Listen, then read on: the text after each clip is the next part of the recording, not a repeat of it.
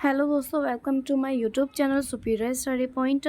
हम पढ़ रहे हैं लूसेंट की जीके। ठीक है, हम पढ़ रहे हैं थियोरिकल क्लास। तो हम हिस्ट्री पढ़ रहे हैं, प्राचीन भारत इतिहास। ठीक है, उसमें हम अपना प्राचीन भारत इतिहास और सिंधु घाटी सभ्यता तक का अपना कंप्लीट कर चुके हैं।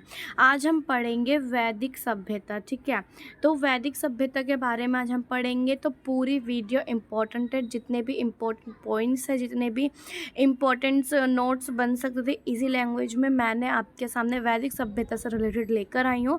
तो क्लास के एंड तक बने रहिएगा, सारे ही पॉइंट्स टॉपिक्स इम्पॉर्टेंट हैं। ठीक है, एक एक चीज़ मैं आप लोगों के लिए लेकर आई हूँ।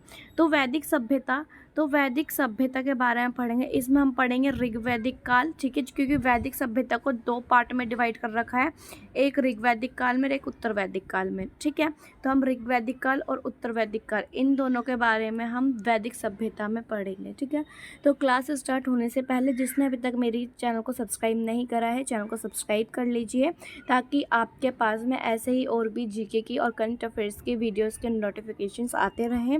और वीडियो को लाइक कर दीजिए और जल्दी से अपने फ्रेंड्स वगैरह को शेयर कर दीजिए, ताकि वो भी कम समय में थ्योरिकल क्लास अच्छे से ले सके जीके की। ठीक है, तो चलिए स्टार्ट करते हैं हम अपनी आज की क्लास। ठीक है, वैदिक सभ्यता। सबसे पहले हम थोड़ा वैदिक सभ्यता के बारे में जान लेते हैं। वैदिक सभ्यता का काल 1500 ईसा पूर्व से लेके 600 ईसा पूर्व तक का चला था। कब से कब तक का? 1500 ईसा पूर्व से लेके 600 ईसा पूर्व तक चला था वैदिक सभ्यता का काल। ठीक है, फिर अफगानिस्तान और पाकिस्तान के लोग भारत आकर बस गए।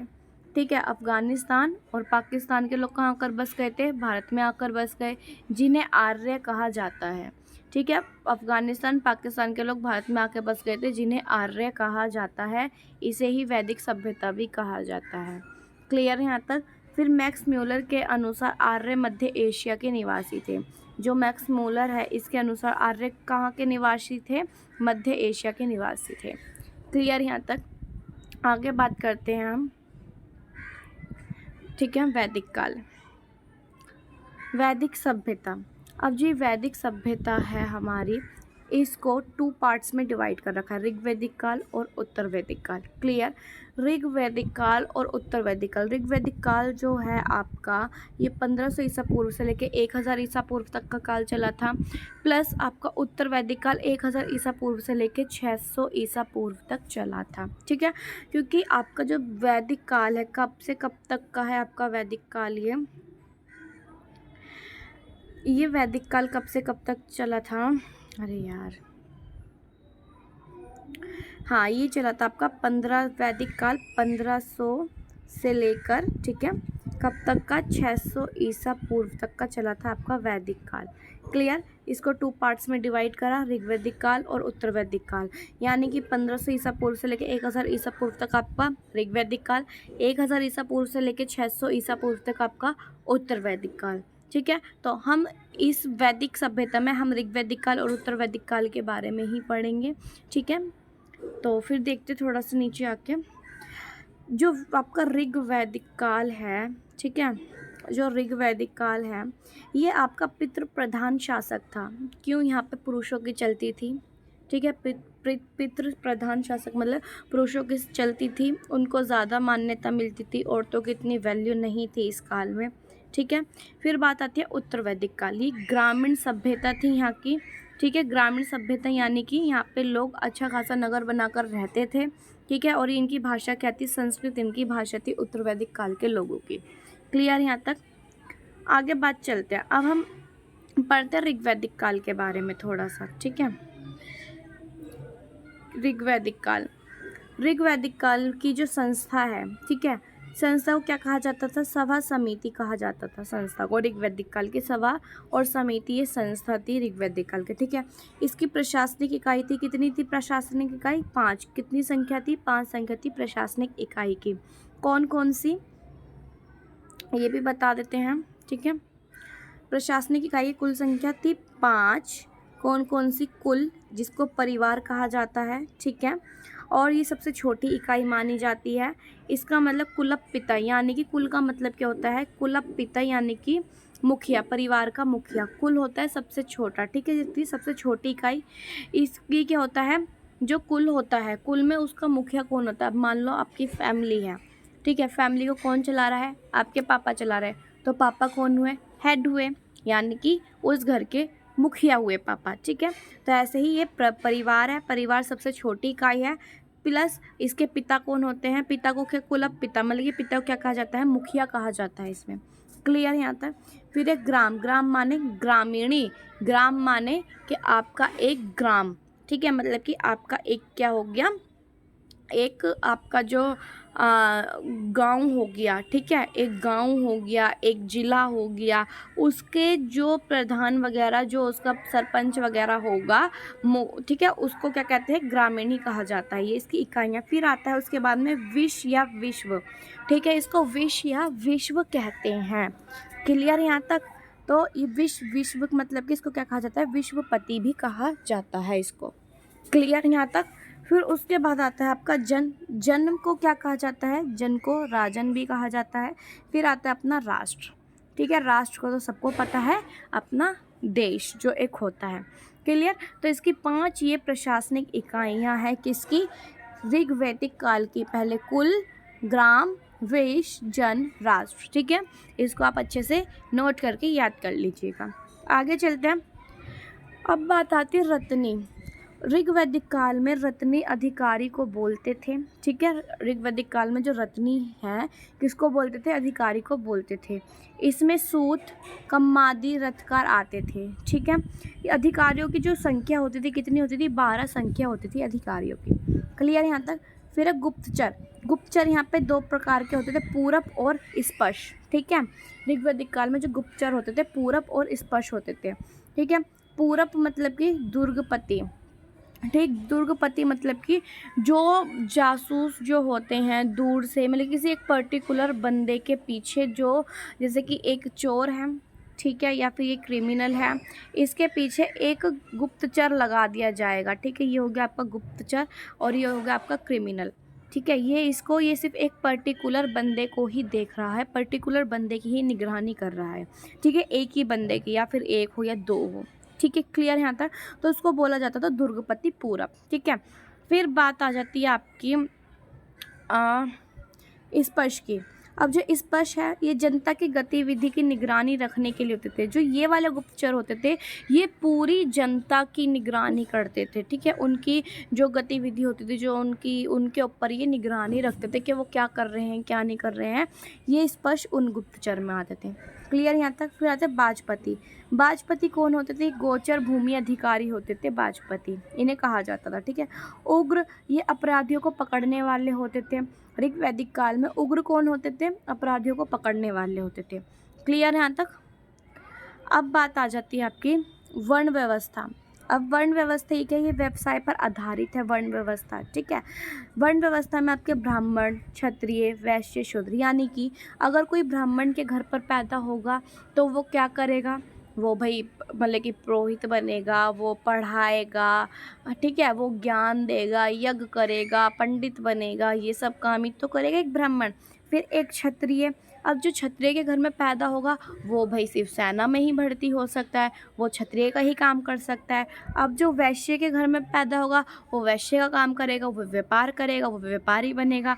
और जो शूद्र के घर में पैदा होगा वो भाई क्या करेगा, वो अपना वो काम करेगा, सेवा करेगा जनता की, ठीक है। तो यहाँ तक बात आपकी क्लियर, ठीक है। जो वर्ण व्यवस्था है ये व्यवसाय पर आधारित होती है, यानी कि ब्राह्मण, कितने हमारी वर्ण व्यवस्था होती है, ब्राह्मण, क्षत्रिय, वैश्य, शूद्र, ठीक है।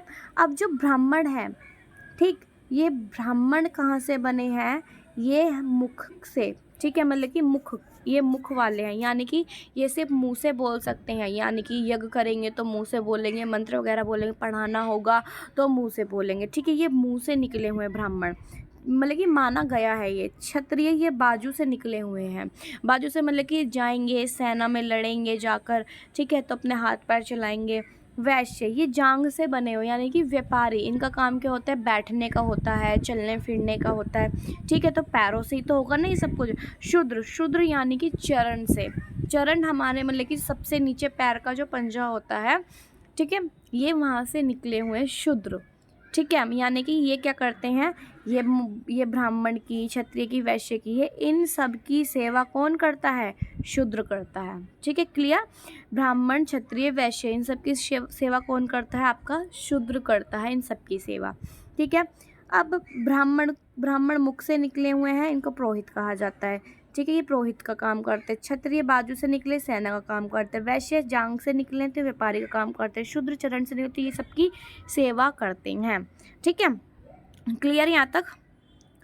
आगे चलते हैं, पेय पदार्थ। अब पेय पदार्थ में ये लोग जो ऋग्वैदिक काल के लोग थे, पेय पदार्थ में क्या यूज़ करते थे, सोमरस इनका पेय पदार्थ था। क्या था, सोमरस इनका पेय पदार्थ, जो कि वनस्पति से बना जाता था, ठीक है। इनका व्यवसाय क्या करते थे, ये कृषि करते थे, इनको कृषि करते थे ये लोग व्यवसाय में, ठीक। फिर आर्यों के द्वारा खोजी गई धातु, जो आर्य थे, जो अफगानिस्तान पाकिस्तान से आकर बसे थे, उनकी खोजी गई धातु क्या थी, लोहा थी, जिसे ऋग्वैदिक काल में श्याम अयस्क बोलते थे, ठीक है। और तांबे को लोहित बोलते थे। लोहे को क्या बोलते थे ऋग्वैदिक काल में, श्याम अयस्क, और तांबे को लोहित बोलते थे, क्लियर यहाँ तक।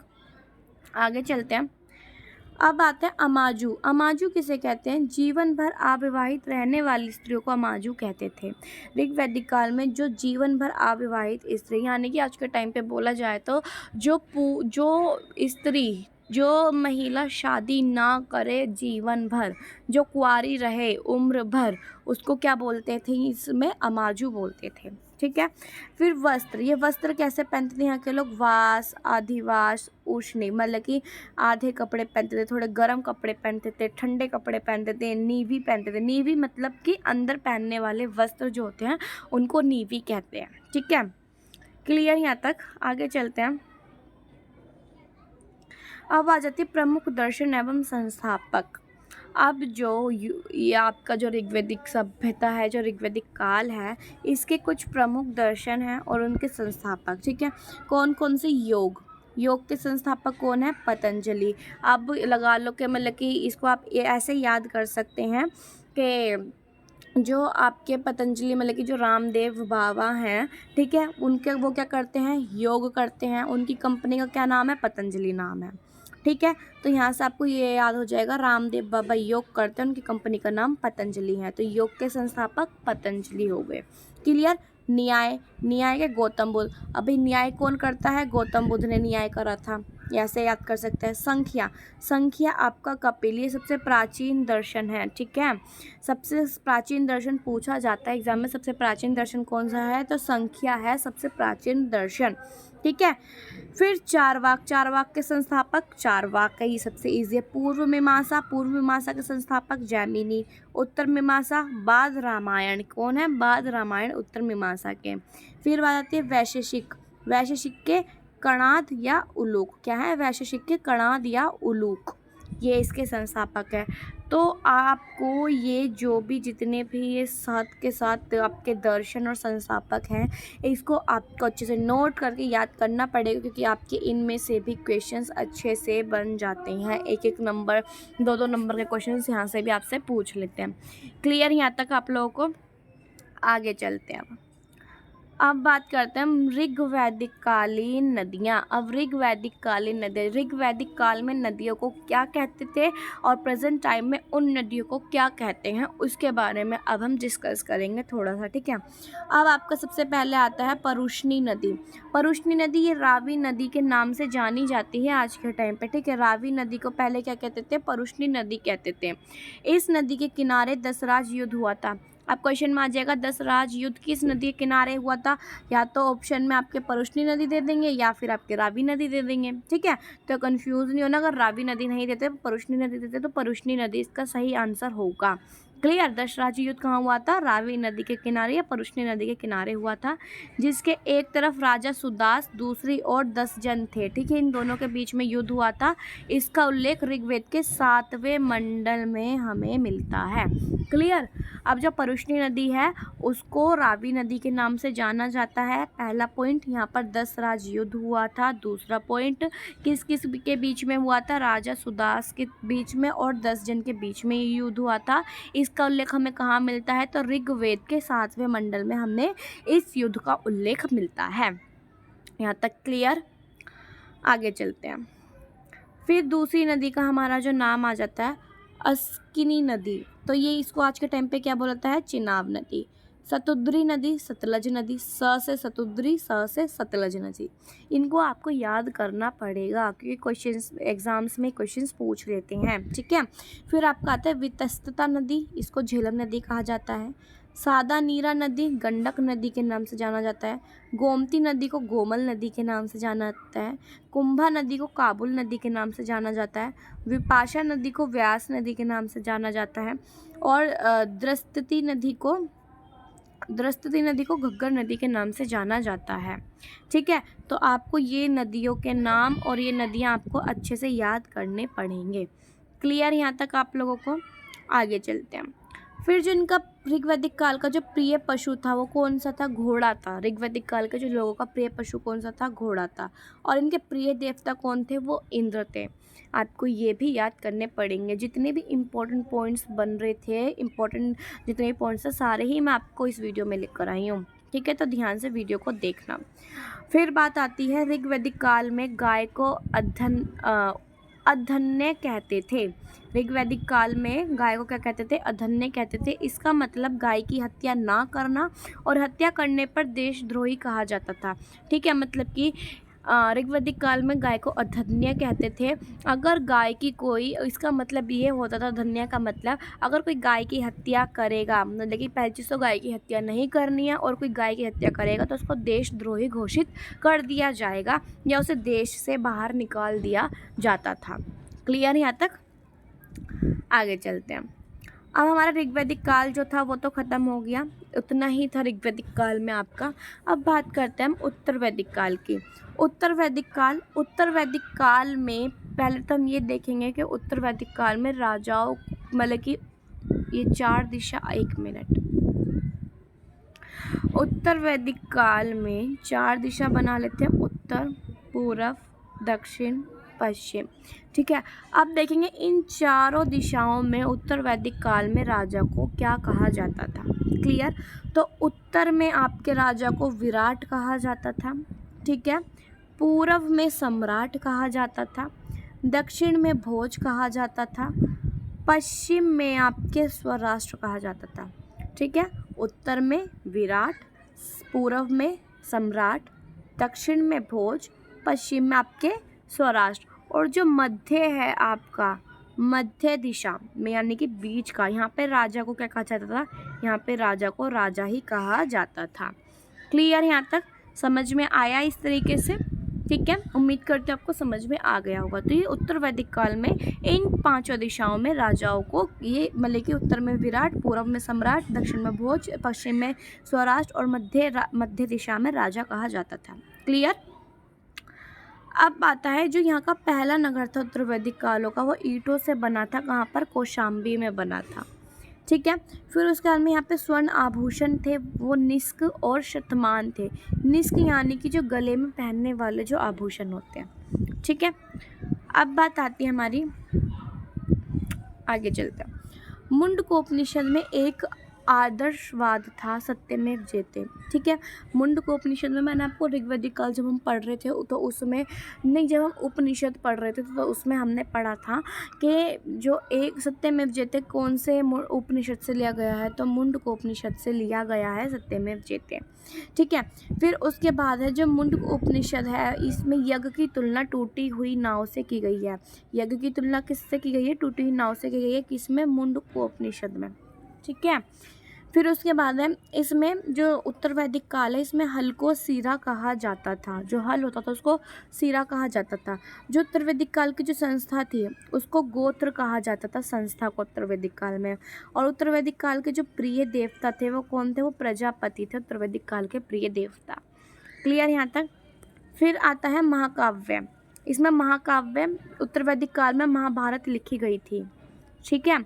इसका प्राचीन नाम था जय संहिता। क्या नाम था, मतलब कि महाभारत का जय संहिता नाम था इसका प्राचीन नाम। और लिखी किसने थी, वेद व्यास ने इसको महाभारत को लिखी थी।